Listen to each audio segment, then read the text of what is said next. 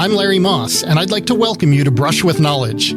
Throughout this series, we're going to explore the role of teaching artistry as a tool to transform education and ignite your imagination.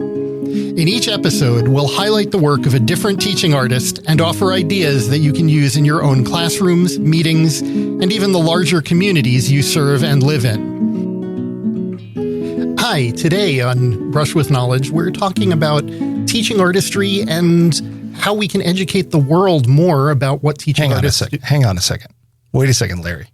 Yeah. We're gonna change. We're gonna flip the script on you today because this is your life. So we're gonna talk about you. You've been hosting Brush with Knowledge this whole time, talking to teaching artists, and now I feel like people need to know a little bit more about you and how you got into teaching artistry. I'm actually excited to share those stories. You had no idea. You're like, why is he sitting in that seat? That doesn't make any sense. Let me back up. Let me introduce myself. My name is Scott Fitzgerald. I own RockVox Recording and Production, which is the podcast studio where Brush with Knowledge is being produced.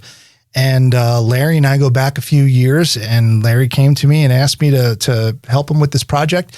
And it's been a pleasure to do so. And I need to go back and explain how I met you. Well, actually, the first time I met you was through the radio station. You and Kelly from Origami were coming to promote something that you were doing. Oh, downtown. I don't even remember which thing that was. That was probably the Origami Adventure. It was something downtown, some big five-story balloon sculpture. That I was like, wait, you guys did this? This is amazing. And so that's how I met you. And then fast forward a couple of years, and I'm like, I'm producing a movie and I need balloons. And I'm like, oh yeah, I remember those guys. And you just happened to have this whole event that you were doing that weekend in the same location that you were doing your shooting. Yeah. In the same location. You're like, well, we could just move all this stuff. And it's funny because this is the perfect metaphor for you from my point of view, is that I was thinking, well, we'll just, some kind of like a balloon archways, something simple. We should put in the pictures of what you guys did and how you pulled that together. That was amazing. Sure. Yeah, it was fun. The chance to repurpose something when you work with balloons full time. One of the questions you get all the time is, doesn't it bother you that things don't last? And well, the first answer to that is no, it doesn't, because part of what makes it so cool is that it's temporary. Yeah. But even more than that, when I have the opportunity to reuse something in a different way, we took the pieces that still looked good and highlighted them. We got rid of the elements that had deflated completely. It was a perfect opportunity to use work that was already done for something entirely new. And nobody would have known that it wasn't purpose built for that shoot. Like, there's no way. Everyone was like, wow, you had this. This is amazing. You had this design for this. I'm like, yeah. And having seen the movie, I've got to say that was the best part. Not kidding. It pretty much was. That was the best part of the movie from an art direction point of view, because that's the only time that we actually had real art direction. So thank you for upping the production value of the film.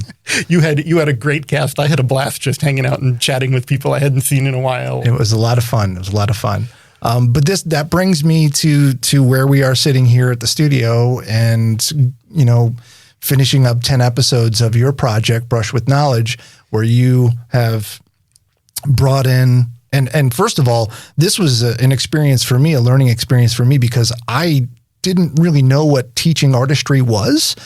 If you say, what's a teaching artist? I would say it's an artist that teaches, but I'm thinking in school, an art teacher, or right, something like that. And that's kind of where all of this came out of. The desire to do the podcast was to educate people on what a teaching artist can be and what the teaching artist experience could be in classrooms, enhancing learning, giving people an opportunity to explore the world, not just the art, but explore the world through the art.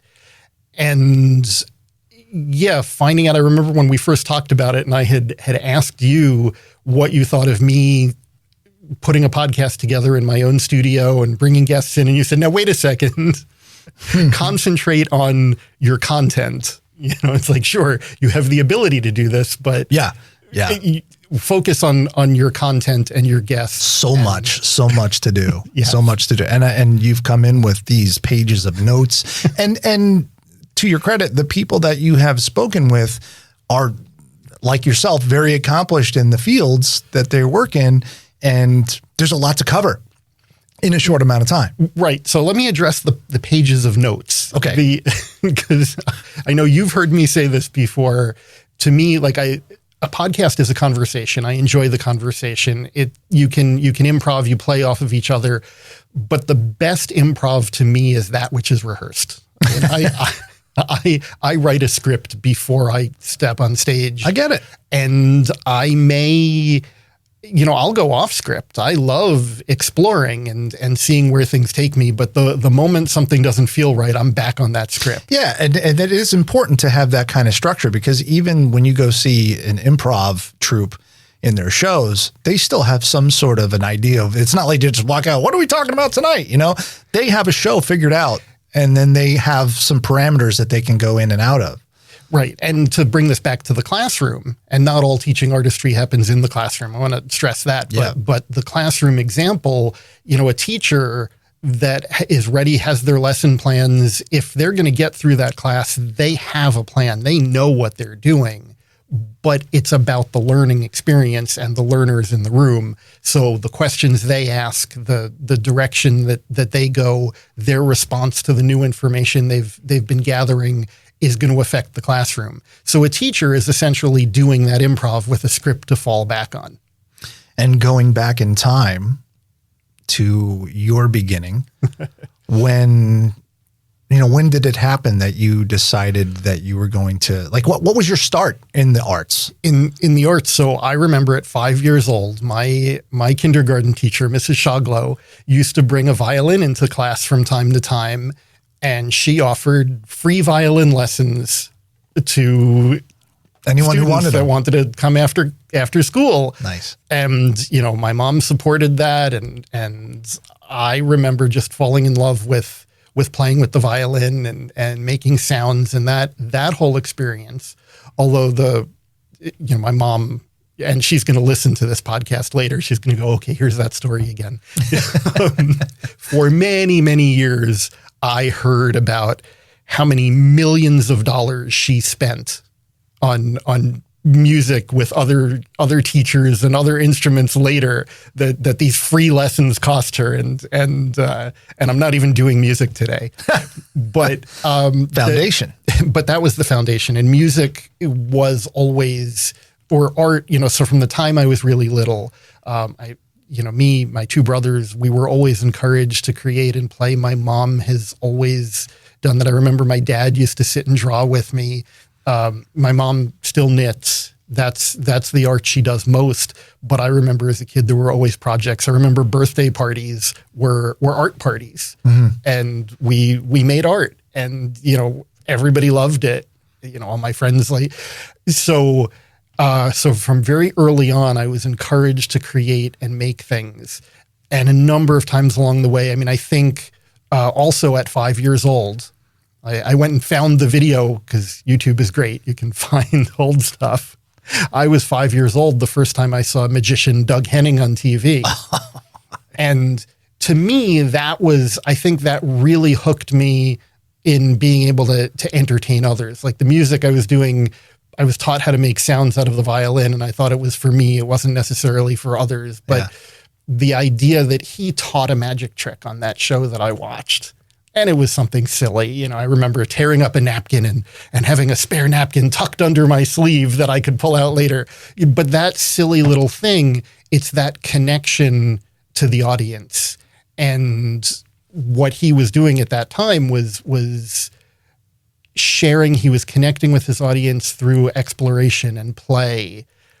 And that was what I got out of it most, that what was important in the arts, and obviously at 5, I wasn't thinking about it this way, but that connection, what was important was being able to share my experience that I was learning and playing and drawing you into a story. And I was a storyteller. It was, okay, I tore up a napkin and now it's whole again. Mm-hmm. That was the story, but the stories got more and more elaborate over time. When I remember Doug Henning too, and I was probably around the same age the first time I saw him, And I've always been fascinated by magic. And when I was, I want to say 7 or 8 years old, this was down in South Florida. It was my birthday, and my parents had arranged for Uncle Chet. Uncle Chet was a friend of the family who was, and I wish I could go and find more about Uncle Chet because he was really, really good. He was a professional puppeteer, and he had all these marionettes and put on this whole show. And it was for my birthday in the auditorium in my elementary school. And this is like one of the best memories of my childhood. And it was like it wasn't just a dude with a sock puppet, I mean, he had big set pieces and everything. I'd love to find out who he was, but that in conjunction with the music education that I was getting at the time really molded my sort of artistic sensibilities back then. And it was music was my foundation. But it's funny because magic and puppetry and that kind of that imagination really was a big influence on me too. And you going to that auditorium setting, like I like looking at you're remembering that setting of Uncle Chet and the auditorium doing something big for everybody, because that shared experience is part of it too, that it may have meant something to you, but part of it was doing it with everybody around you. And similarly, one of the first auditorium experiences I remember in elementary school was my principal, Mr. Harmon. He was a ventriloquist. And what a great thing for a principal to be. Right, because whoever wants to listen to the principal? Right. So you didn't have to, you listened to the dummy. And I remember that I would hang on the words of that dummy way more than Mr. Harmon. But sorry, go ahead. So jumping forward a bunch of years, though, when again that experience of who are the people that you connected with, I'm gonna bring up like one of my favorite stories recently has been I was looking up an old math teacher of mine. Mr. Murphy, James Murphy. This was in high school, and it's not quite right to say he was a math teacher of mine because I was never allowed to take his classes because he taught the remedial math classes. Oh. And I was good at math, so even though I was really interested I would have been in his class. Even though I was really interested in his class, I was good, so they just by default gave me AP calculus. And his class was much more fun. Calculus was, all right, so I don't want anybody to get mad at me. I'm good at math. I like math. AP calculus was easy for me. But what he was doing was blending the arts with his math classes because he was trying to get kids that had not yet connected with math interested in learning. And he was allowed to do this in part because the system was all about, these kids are already lost. They're not getting math, so we can let some offbeat math teacher teach them whatever he wants. But what he was doing was connecting with them and getting them interested, and he was using string figures. So, the old, his string figures came from Native American arts, but, a lot of people remember what's a Cat's Cradle growing up and things like, and he would play with that. And that's how he got his kids to see geometry and patterns and weaving. So I would cut my calculus class and sit in the back of his class and listen and learn from him. And he's somebody that I remember from a lot younger. And the reason this has come up recently is one day I was just, working on a talk and I said, hey, I wonder whatever became of him. And, quick Google search, and immediately he shows up. There was just an article about him in the New Yorker magazine. He had just shown his string figures in the Whitney Museum. Like, wow, I never expected it was going to be that easy to find an old teacher. And I called him. And this was a couple of weeks ago, and I'm still excited about that phone call because, he remembered me and we talked and I guess part of why I'm so excited about this, that this high school teacher of mine remembers me from 35 or more years ago is because it connects so well with what I'm doing today with the teaching artistry, which is all about making those connections. And the fact that he remembered me and I went and picked up a piece of string and started playing again and said, wow, I still remember, my fingers remember how to do this.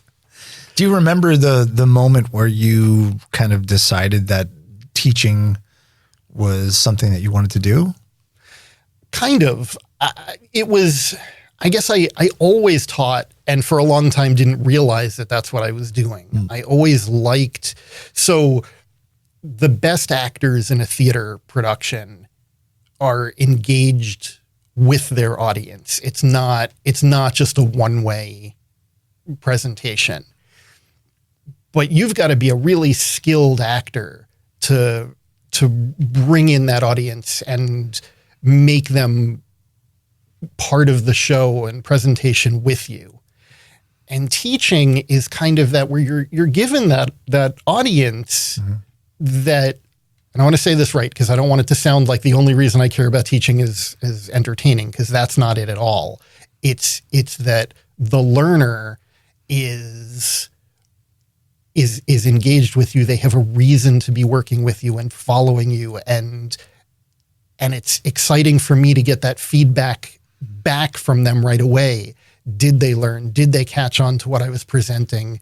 And it is all a presentation, a performance of sorts, while you get to play and explore the world.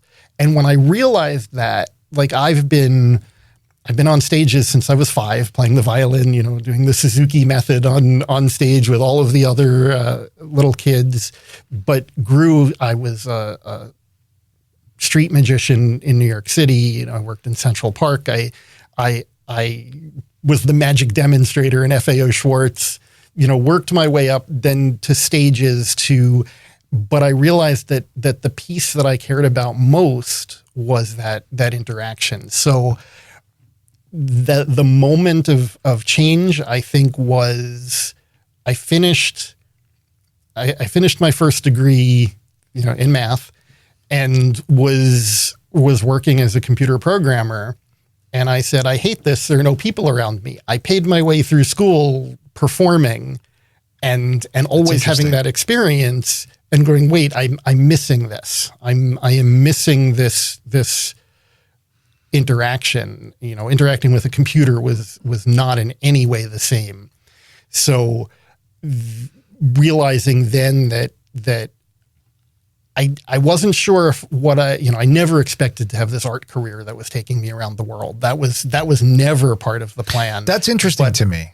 But I wanted to have those audiences and perform and interact and have people around me. And that was when I said, what if I go back to school for education? Oh, okay. Because I was just thinking, when you said you were a math major, and was there ever an idea to major in the arts? Was that a battle that you had to go through in Math 1, or?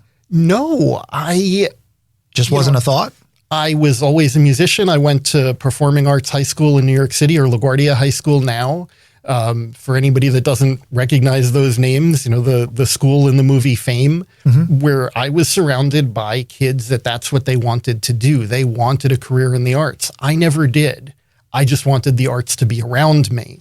Interesting. And when I moved to Rochester for school, it was like I was only looking at colleges that had incredible music programs. So I fully intended to minor in music, go to the Eastman School of Music part-time and continue music for me.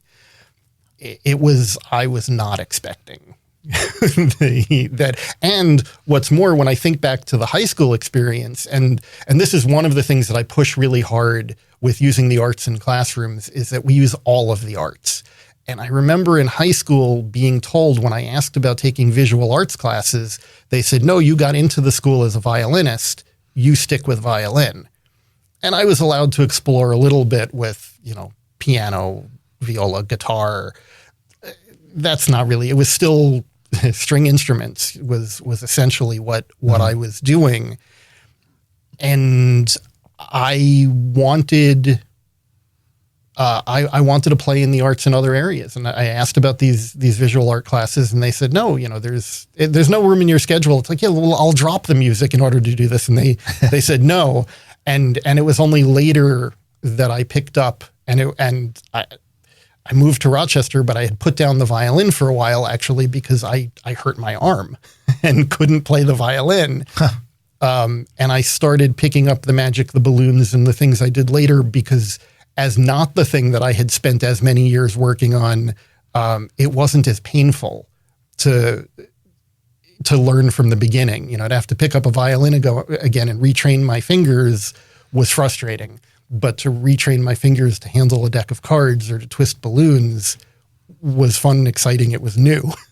That's interesting. I finally got into the theater stuff through the magic and the visual arts through the balloons, and then spent the next 20 years doing primarily visual art installations, always coming back whenever I was home. I'd do classes, I'd take jobs from young audiences of Rochester. They'd put me in classrooms and I could teach, and that was fun.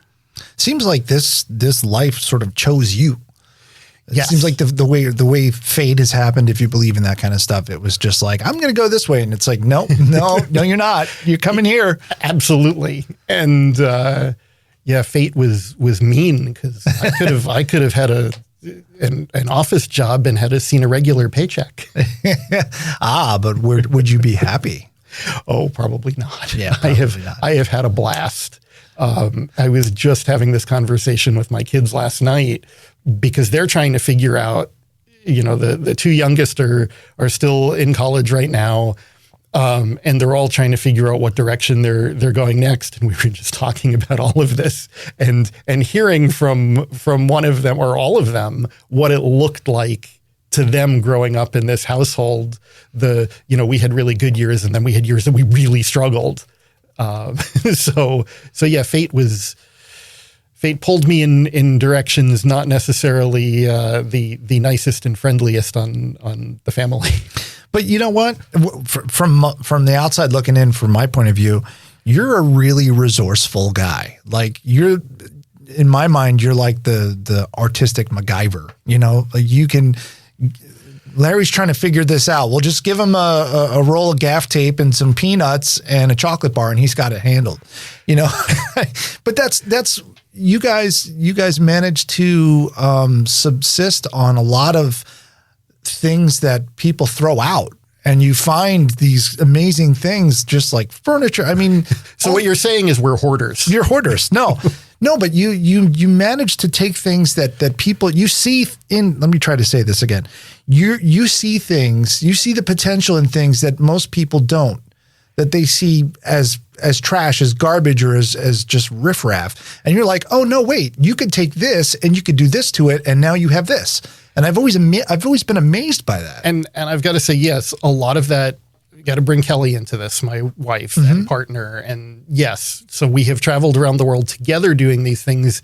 And the two things that I guess there are three things that both of us identify regularly as the things that drive us. One of them, what you're saying, is the problem solving. Yeah.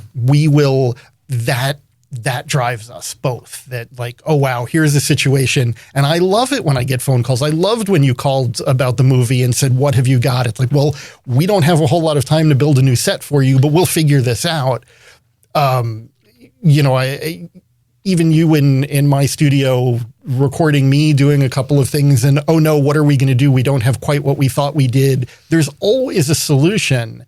And I love finding those. When we do those giant projects, the thrill of there's always that tension that builds up, like, think reality TV. Oh no, how is this going to be done in time to open tomorrow?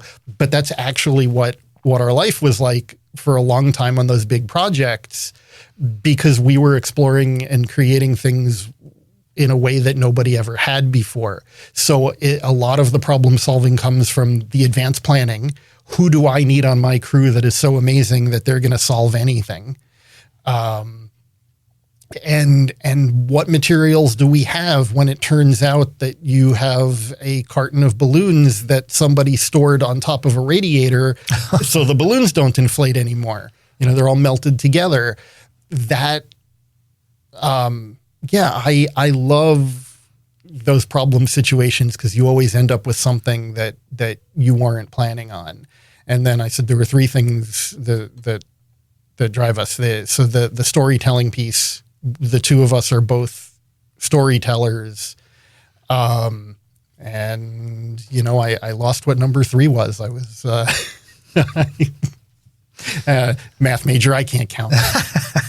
But would you say that you're the most productive when you're sort of under the gun, when you've got a tight deadline and you've got to make this stuff happen?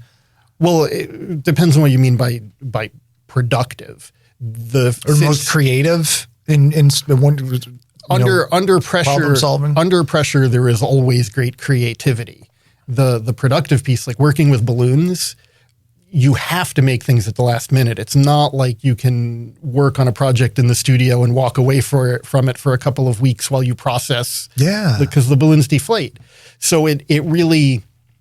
There's a huge amount of advanced planning so that when you get out there, you just go and do it. And a lot of the creativity, a lot of the problem solving. I taught myself how to program Arduinos for the electronics nerds out there. The little microcontrollers. When we ran into a problem before one of those giant builds, and suddenly all of the equipment that was supposed to be shipped to us from a balloon equipment manufacturer, they told us the equipment wasn't available. We needed another solution. So I said, okay, we start building in a couple weeks. What am I going to do? And I went into the basement, I went online, found a bunch of parts, ordered stuff, and designed and built my own balloon inflators. Electric, so that might sound weird because most people think of you blow up balloons with a little hand pump. When you're doing these giant projects, we have giant air compressors. We have equipment with electronic timers in them, so balloons get inflated consistently.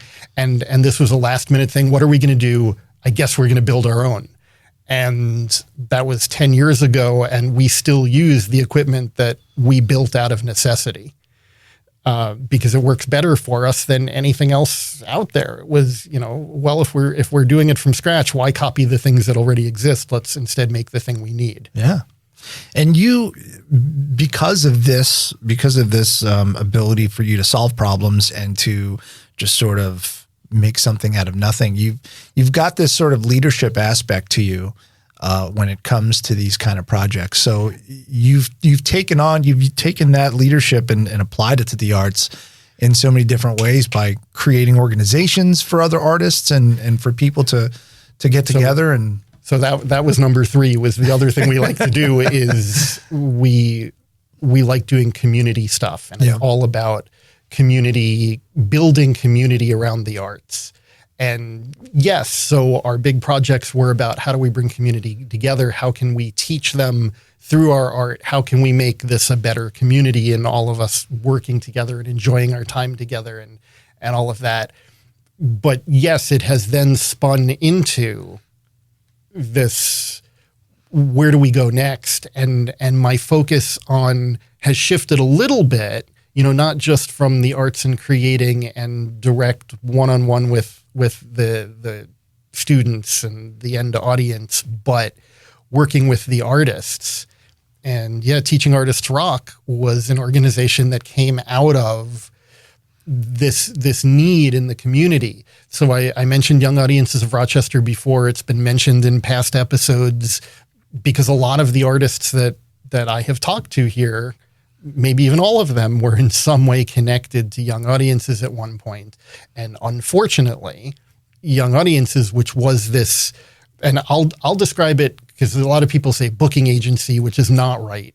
Matchmaking service is the way I look at it, to find here's the community need, it's a school, it's a festival, it's a whatever. And they're looking for the teaching artist that can come out and do something. Here's the teaching artist that fits well in that setting. Yeah. It's about matchmaking. And when Young Audiences went away in town, I went down the roster and made phone calls to all the people that I could find in the Young Audiences roster. And I emailed them, and I, probably harassed a lot of them that were at that point, no, I don't want to have anything to do with this again. And I just kept writing and going, we need to get together and figure out how to do this. And my goal was just to have a network of artists that could refer jobs to each other. I had no interest whatsoever in turning this into a new nonprofit organization. There are so many nonprofits out there. Like, I didn't want to start anything. I've done that. I've started other businesses. And it became clear that somebody needed to lead, and I was elected, or forced into. You were the closest one to the. Yeah, because I was the instigator that made the connection. Well, you started this. You better lead it. And now I've found it's been, the last few years have been this learning process of, moving from artist to arts administrator. And there are days, like I am not somebody that is good at sitting at a desk. Mm-hmm.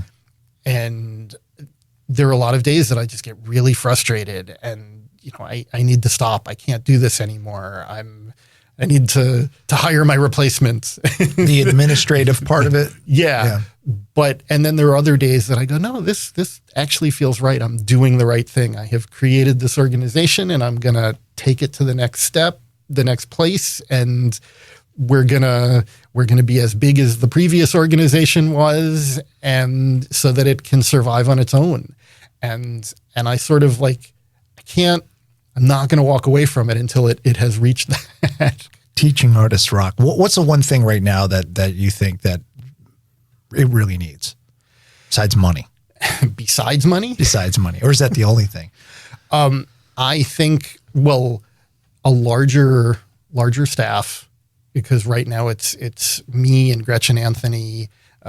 We have Rachel Anthony doing a lot of the office administrative work, contacting people, the artists and the clients, but we need more people doing more of the jobs. Right now, I feel like I'm just doing way too many pieces of from, I'm the one that updates the website. I'm the one that deals with the financial stuff and does payroll, and the only way to get larger and bring in more of those people and get to the point where we have steady work for the 50 artists that we have on our roster is to bring in more money. And, we're always looking, like the schools that hire us, they're paying for the teaching artists they get most of the time. I mean, we don't want to leave out the schools that can't afford it. So there are grants coming in to cover all of that. But since the focus is really, take care of the artists too, I want to make sure that every artist gets paid appropriately. And the artists get paid before the overhead does. That's obviously not sustainable. So it's really finding that funding that's going to make this sustainable, that's going to let us get to that point that we have enough consistent work and people, and that it's a sustainable organization on its own. Are you completely fulfilled when you're working with teaching artists? I feel like that's like your calling. Oh, that is your everything. You put me in a room with artists, with teaching artists, and the sharing of stories of what's happened in classrooms, and those moments that something clicks with a student, that you see it, that's a joy to any teaching artist. And for me, that joy comes when we're sharing those stories, and I'm seeing the teaching artists getting excited to share the story of the excitement they saw in the kid or the adult, because it's not just about kids that are learning this way. So yes, those are the days that I feel really good and go, no, I'm not hiring my replacement. I'm sticking around and I'm going to keep doing this because this is what's important. What if someone was watching it right now who's been sort of toying with the idea of becoming a teaching artist, what would you say to them? What was your number one advice for them? Sit in other classrooms. And I don't care if those classrooms are, it doesn't have to be somebody that identifies as a teaching artist. It doesn't have, just enjoy the learning piece and then think about what was enjoyable about that learning. That's step one. That figure that out, then figure out how you want to connect your artistic skill. And, that could be creativity. That doesn't have to be, if you trained as a musician, when I say use your skills as an artist, to me, it all comes back to storytelling. Whether you're teaching or creating art, everything is about the story. So what's the story that you're teaching, and how can you weave that into the classes that you teach? And then try it. Like, there are community centers that need things. There are opportunities for you to experiment and try. And I'm not, education, I don't want to say donate all of your time to this, but I think it's worth exploring a little bit, experimenting with those free classes to see how you feel in front of the room and get a feel for the response so you can develop the class. There are so many opportunities out there. It could be at festivals. It could be with your own kids. Try something out that in a creative fashion. Write that lesson plan and figure out how to get from beginning to end of that plan. And after you do it a few times, then you can start introducing it and find organizations like Teaching Artists ROC, young audiences, because there are teaching artist organizations that are popping up all over. And hopefully there aren't a lot of them. There was a period where New York State had conferences and more opportunities. There are classes you can take. There are opportunities to attend other teaching programs. And I think getting some experience as a teacher, there are a million. If you can't find a teaching artist program, you can find a community college that you can take education classes. And while that's not exactly the same thing, it exposes you to that classroom setting and education. And I think I would encourage that. Like take those classes to see what the opportunities are.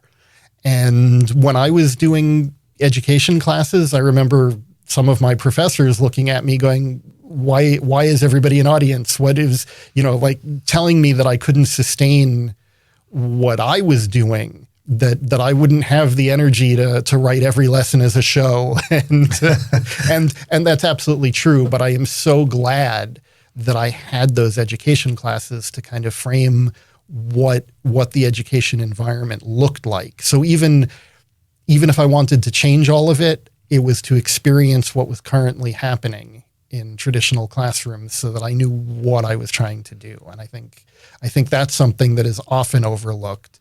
I think just about everybody that we've had on this podcast has talked about how they took the arts and that was their bridge into the classroom.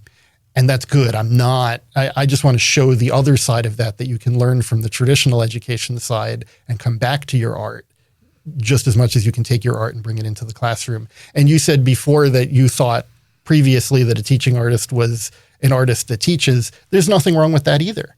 If you're a guitarist and you want to know what it's like to teach in front of a class, teach a music lesson. Start with that and then figure out how to bring in, I spent a lot of time during the early period of the pandemic shutdown with a musician, Ted Canning, who works with steel drums, and we were recording him singing songs about history through the history of the steel drums. And that stands out in my mind because he's a great musician. He teaches steel drums, but then found a way. I remember him handing me the drumsticks, mallets. I'm not sure what you call them on a steel drum, and going, okay, do this, and telling me where to hit on the pan.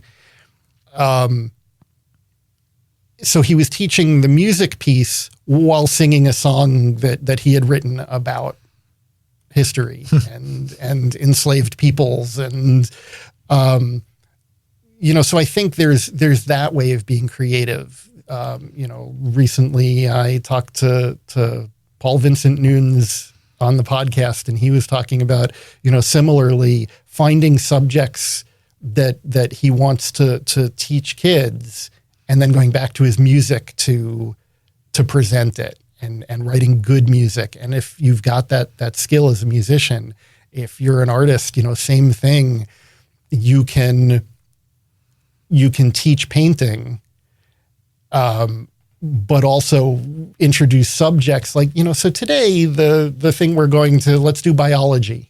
And for me, like, the STEM fields are really important. I tend to do STEM subjects in my classes. So if you're a painter, well, while you're talking about how to paint the petal of a flower, talk about what that is. Talk about the parts of the flower and introduce concepts. I think there's just so many ways to try it out and bring education into the arts and the arts into education. And so STEM stuff is, like I said, important to me. One of the first shows that I had written as a teaching artist, like beginning to end stage show, so that this wasn't geared at the classroom. This was geared at assembly programs, full schools, How to Catch a Mouse, where I build a working Rube Goldberg mousetrap out of balloons.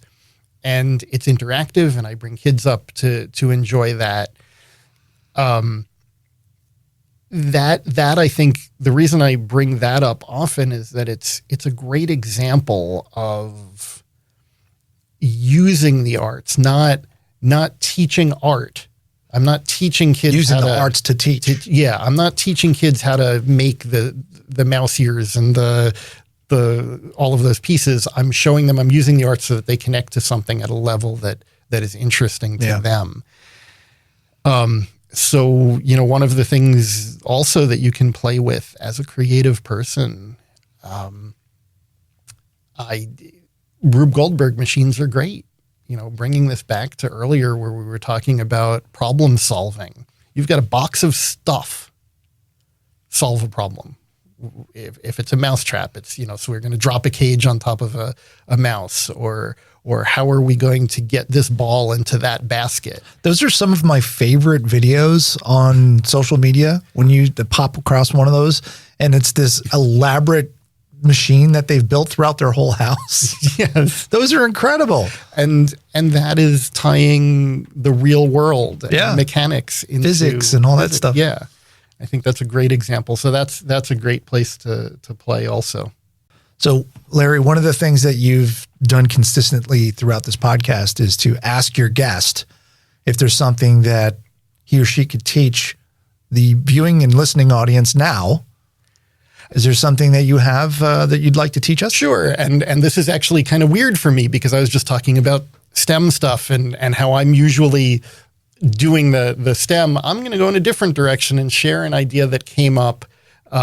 This was originally done in one of my kids' classrooms where we were asked, Kelly and I, if we could come in and experiment and, teach them something a little different. We had already done that mousetrap show, so they had already seen that. What else could we do? And we decided to develop a little writing thing.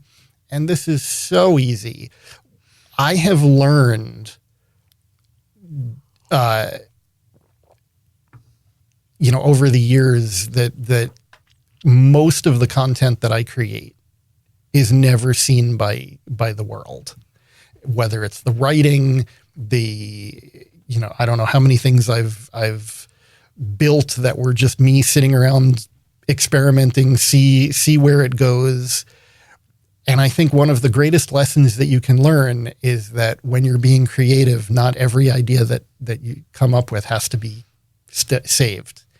And we did this little writing thing where we had, and we've done it a couple times since, put lots of people in a room, and just on little, whether they're Post-it notes or Post-it note size. Post-it notes probably aren't great for this because we don't want the gluey stuff. And write down ideas. Write down 3 ideas in, main character, location, a situation, and an action that's going to happen.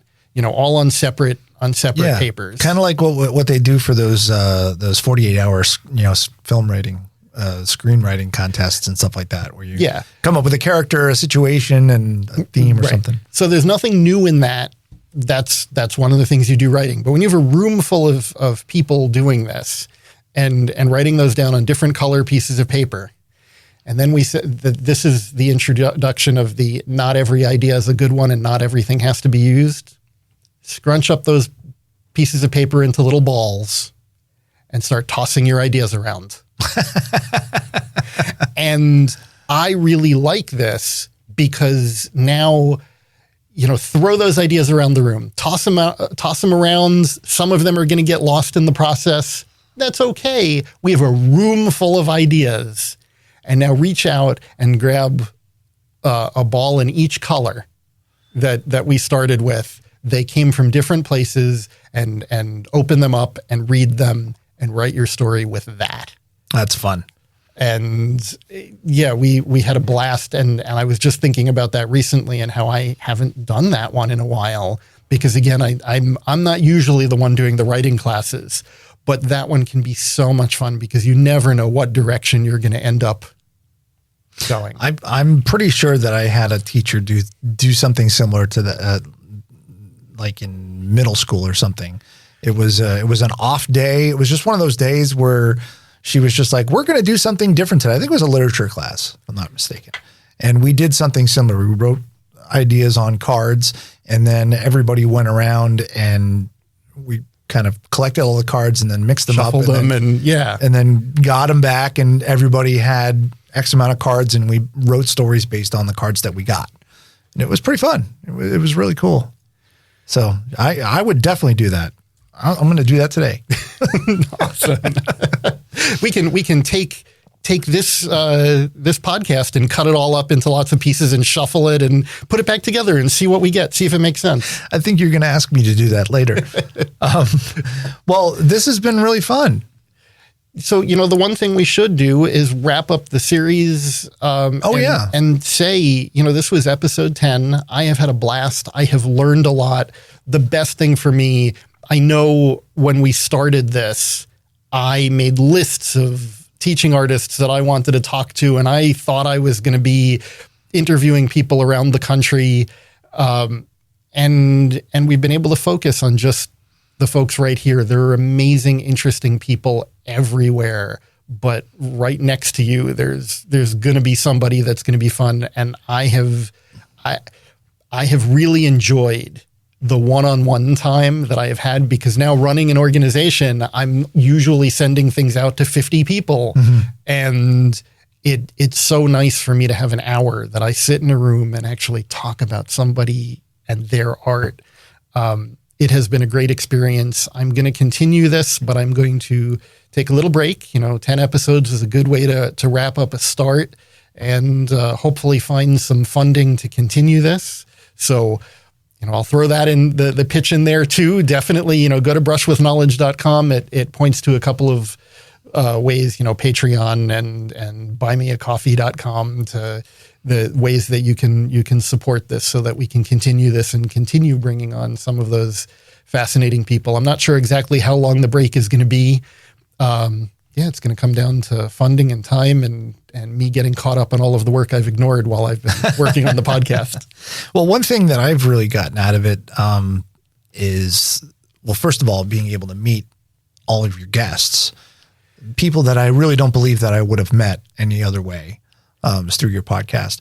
But the thoughtfulness that is in each one of them with regards to their art and how they approach their art and how they do their art and what the meanings behind it and stuff. It was way, way bigger than I expected. And I really got a lot out of that. That was really cool. That's awesome. Well, I appreciate all of the time that you've put into it and the help and the weird questions that I've thrown at you as I've tried figuring out how to go. Cause I'm used to live audiences, and I've certainly done enough on camera and recorded and, the radio interviews, but being the host on something like this was different. So thank you for the help getting me going. And my pleasure. And you've done a fine job. You don't need me anymore. Fly away. No, I have learned how much work it takes and how long it takes to do everything, and having somebody do the tech has been a huge asset. Brushwithknowledge.com, and I'm looking forward to 10 more. Sounds good. Meet you back here soon. Okay. To learn more about everyone on our program, follow the links in the show notes and at brushwithknowledge.com. This podcast has been launched with funding from Genesee Valley Council on the Arts and the New York State Council on the Arts. Recording has been done at RocVox Recording and Production. To learn how you can help support the creation of future episodes, please follow links in the show notes or visit brushwithknowledge.com.